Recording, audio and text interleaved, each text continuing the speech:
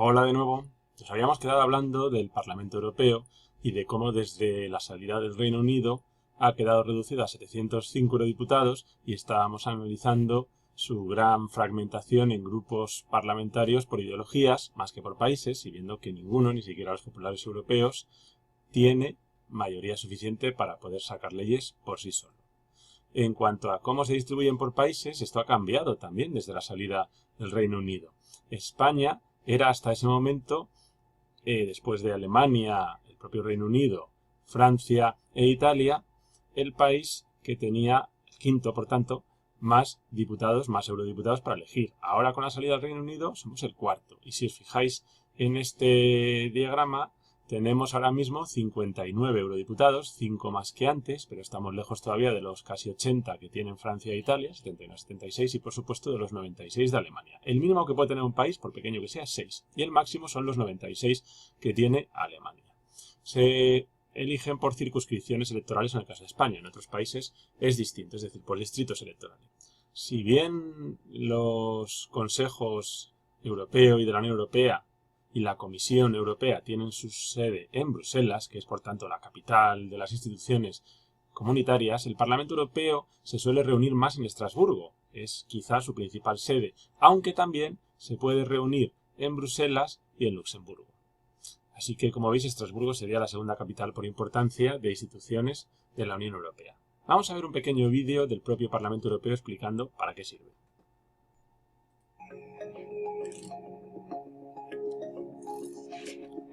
Fijaros, la Comisión, como os decía, tiene la proposición de leyes. El Parlamento Europeo también recomienda, Los propios ciudadanos pueden proponer iniciativas legislativas y los Estados, Y en función de eso, el Parlamento Europeo las discute, modifica, las revisa y las aprueba, junto con la Comisión. Así que acordaos, los dos poderes legislativos son el Parlamento sobre todo y la Comisión. Y eso, como dice aquí, se aplica en cada país. Así que el Parlamento Europeo, insisto, es una institución de 705 diputados ahora mismo y básicamente legislativa. La única, vuelvo a decir, que hemos votado democráticamente cada 5 años. Acordaos, está dividida en 7 grupos por ideología, los principales populares y los socialistas, como pasa con España. En ese sentido, recuerda bastante la división actual. Tiene un presidente elegido por el propio Parlamento, como pasa con cualquier Parlamento, y es votación la que es a los europarlamentarios por sufragio universal. Se reúnen cada semana y están pues básicamente 2-3 días allí, hacen reuniones parlamentarias y hacen plenos un día a la semana. Pues hasta ahora hemos visto las 4 principales instituciones de la Unión Europea: la Comisión, los 2 consejos y el Parlamento, que agrupan poderes de tipo, si os dais cuenta, ejecutivo y legislativo.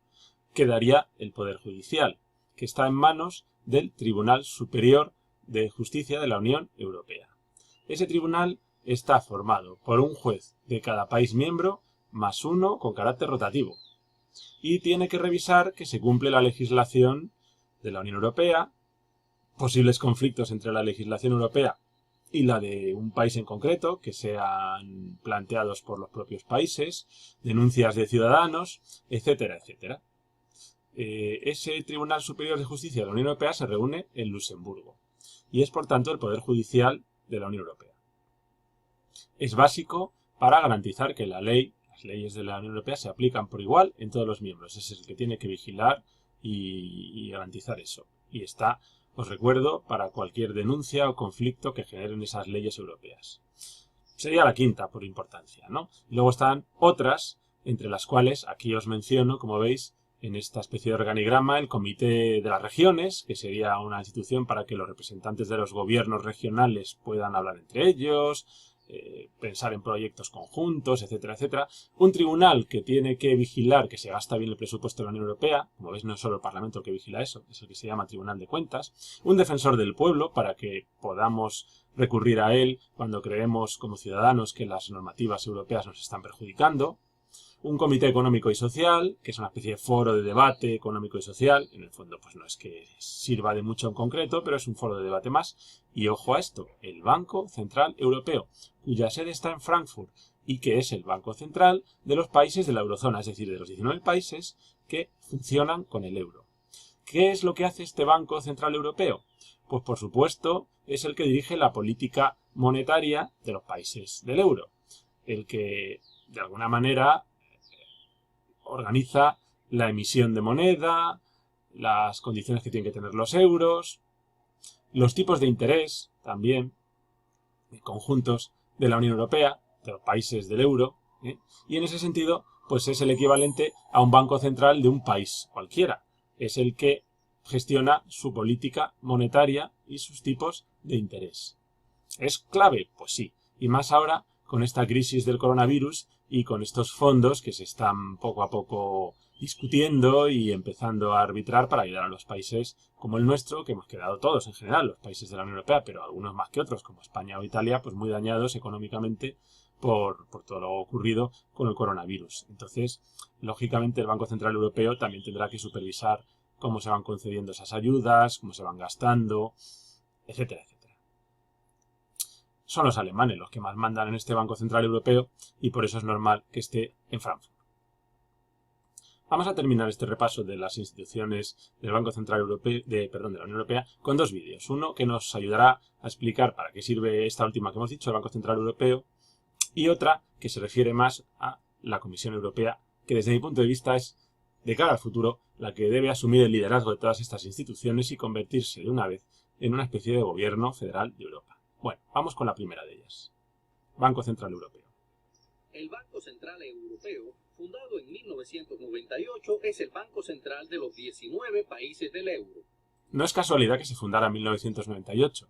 Acordaos que es el año en el que ya se decide plazos y formas de poner en marcha la unión monetaria que incluye una moneda única y que en el año 2002, en enero del 2002, entrará del todo en acción con el euro como moneda, en este caso de 12 países al principio, que luego se van a ir ampliando, única. Su principal tarea es garantizar la estabilidad de los precios en Europa y ayudar al crecimiento económico. Es muy importante la estabilidad de los precios, así que la institución, el organismo que debe velar porque no se dispare la inflación en los países de la eurozona, porque no haya una deflación que perjudique mucho a la economía, es sin duda el Banco Central Europeo. Y eso lo hace con estos tipos de interés o con emisión de deuda y del euro que os estaba diciendo, ¿no? Seguimos. No permite injerencias de los políticos en su funcionamiento. O sea que es un organismo técnico. Esta poderosa institución utiliza sobre todo dos instrumentos. Uno, los tipos de interés. El BCE presta dinero a los bancos. Desde 2016 lo hace a un 0%.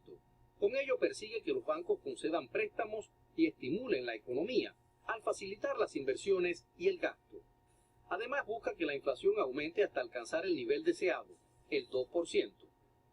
Por debajo de esa cifra existe el peligro de que los precios caigan continuamente. La otra herramienta es la compra de bonos para reforzar las economías nacionales. Así, el BCE compró 2,6 billones de euros de deuda estatal de países europeos, inyectando de esta manera más dinero en la economía. O sea que, como veis, presta dinero a los países de alguna manera de dos formas, ¿no? Con estos intereses, préstamos, a interés cero, que hemos visto antes, y comprando deuda que emiten los países, que supone también de alguna manera prestarles dinero también, ¿no?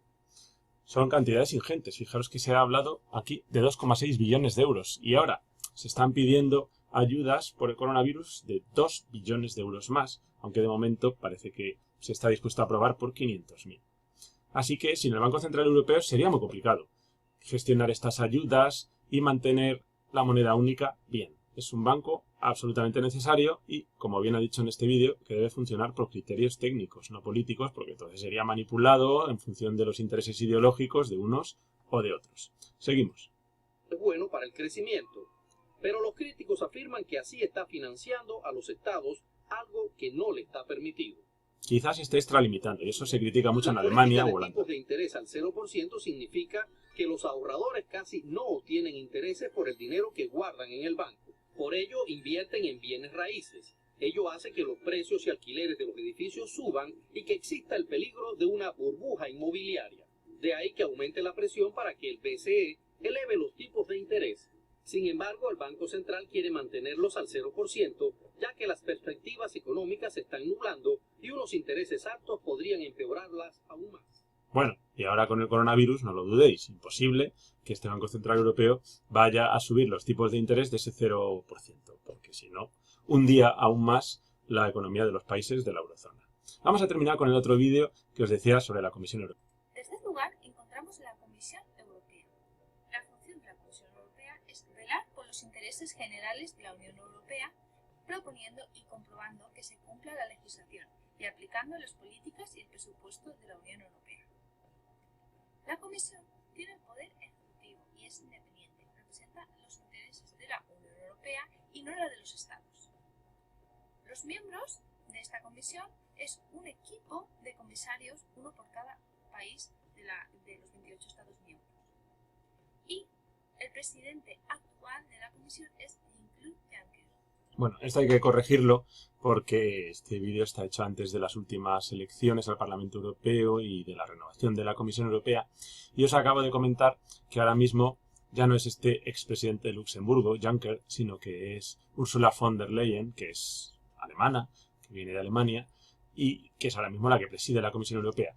Al igual que España pues ha cambiado, ya no tiene un comisario de medio ambiente, como era Arias Cañete, sino que ahora mismo tiene un alto representante de asuntos exteriores y de seguridad europeo, que es Borrell, que es nuestro comisario y que tiene el rango de vicepresidente y deberíamos decir de primer vicepresidente, porque después de la presidenta es el miembro más importante de la comisión. Así que ahora mismo España, en ese sentido, pues está bien representada en la Comisión Europea.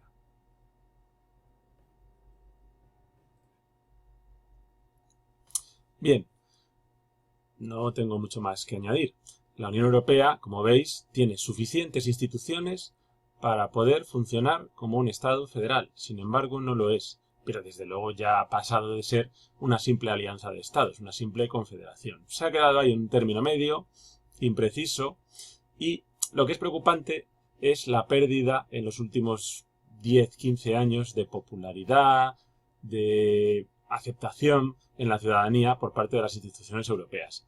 Y ya que estamos viendo imágenes del Parlamento Europeo, pues es una buena manera de acabar haciendo hincapié en que desde entonces, en las elecciones que cada 5 años ha habido al Parlamento Europeo, el porcentaje de abstencionistas, de abstención, ha ido creciendo cada vez más, lo que es bastante indicativo de que la gente está desencantada con la Unión Europea y cuando llega el momento de votar, lo único que nos dejan votar, que es el Parlamento Europeo, pues cada vez hay menos interés.